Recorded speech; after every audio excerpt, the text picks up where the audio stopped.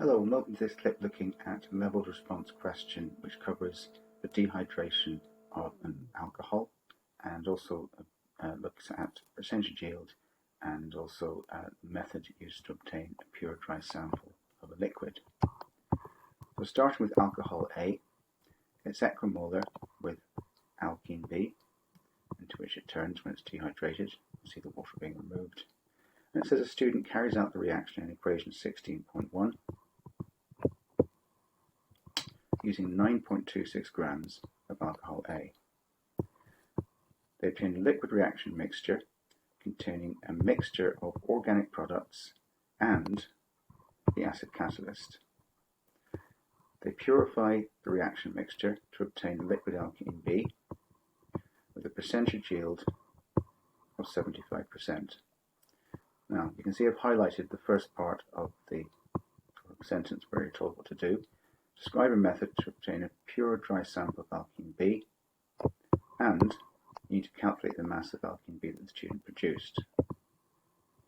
So if we highlight both parts of that sentence, you can see that there's two things we need to do. So because this is a leveled response question, it's always a good idea to try to structure your answer in a short bullet point style rather than lots of prose. So I'm going to put two separate sections to my answer, one for the blue highlighted part and one for the red highlighted part. So for obtaining a pure dry sample, you'd start by perhaps shaking with saturated sodium chloride in a separating funnel, and that'll remove a lot of water. And then you can add some sodium carbonate, solid, to remove excess acid catalyst.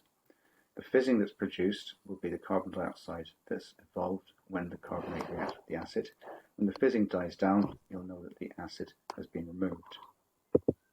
So then you can take the organic layer, empty it into a flask, and use a drying agent such as anhydrous calcium chloride until the lumps disperse. That'll remove the smaller amounts of water that are remaining. And finally, if you need to, you can redistill to remove any impurities. So when it comes to calculating the mass, you can see that the moles of our alcohol is going to be 9.26 grams divided by 102 grams per mole, which is its molar mass, giving us some 0.0908 moles. That means the expected number of moles of alkene B is also 0.0908 because, like we said earlier, they're equimolar. The actual number of moles is 75% of that because the percentage yield in the question was 75%, which actually means you get 0.0681 moles. So to work out the mass, which is what we're being asked to do, you multiply the moles times the MR, which is 0.0681, the actual moles, times 84 grams per mole to give you 5.72 grams in total. Okay, thank you for listening. Hopefully it's been a reasonably useful clip.